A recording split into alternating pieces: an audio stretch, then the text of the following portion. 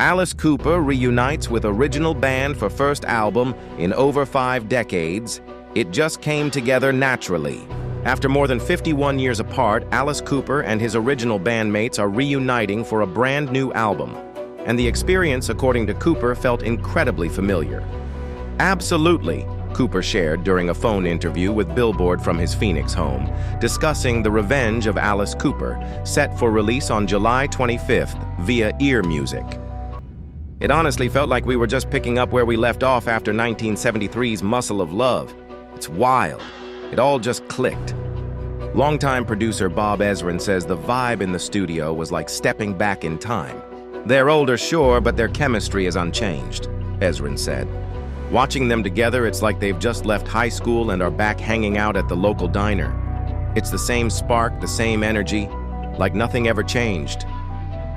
The 14-track album marks a reunion with original members Michael Bruce, guitar, Dennis Dunaway, bass, and Neil Smith, drums.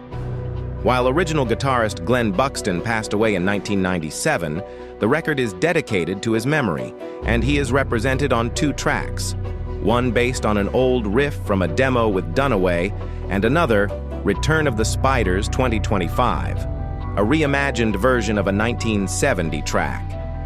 Other highlights include a new take on Titanic Over-Under Tour from their 1969 debut Pretties for You, and a fresh rendition of the Yardbirds' classic I Ain't Done Wrong, a nod to the band's early influences during their Spiders era in Phoenix. The lead single, Black Mamba, which Cooper will debut on April 22nd on his radio show Alice's Attic, features Robbie Krieger from The Doors.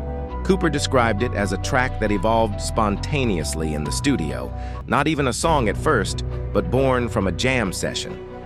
Dunaway recalled how the song came together organically with a swampy groove and a venomous theme. Ezrin, who co-wrote, sang backing vocals, and played keys and percussion, noted that Black Mamba helped define the album's direction. "That was the moment I knew the spirit of the original band was truly back," he said. "It had all the elements, psychedelia, rich instrumentation, and Cooper narrating a vivid story." Cooper added, "We didn't plan every detail. It was more about following the music's flow, and by the end, we were all surprised at how great it sounded." While the band disbanded in 1974 after releasing 7 albums in 6 years, and major hits like I'm 18 and School's Out, there was never real animosity, according to Cooper. "It wasn't a bitter breakup, it was more like a pause," he said.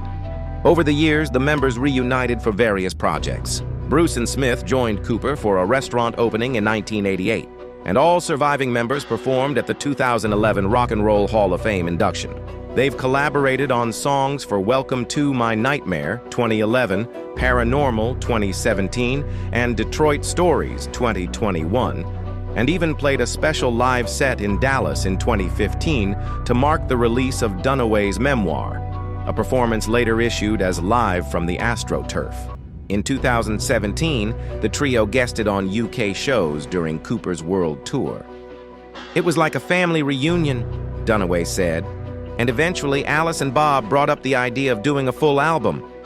The recording process started in Phoenix a few years back, with everyone bringing in new material. Dunaway and Smith reportedly each brought around 30 songs, putting them on par with Bruce, the group's main songwriter in the 70s. "They really impressed me," Bruce said. "Everyone has grown so much as a songwriter." Cooper emphasized the unique sound of the original band. "There's a darker, heavier energy when we play together. I even sing differently. It's a real band dynamic. We all had an equal say," he explained. "Normally, Bob and I would be very structured, but with this band, if something sounds weird but works, we go with it. That's what made the original band special." Taking Glenn Buxton's place is Gyasi Hughes, a Nashville musician who quickly won over the original members with his talent. "At first, there was hesitation. No one wants to replace Glenn," Ezrin said. "But Gyasi brought something special and respectful to the table." Other contributors include Connecticut guitarist Rick Tedesco.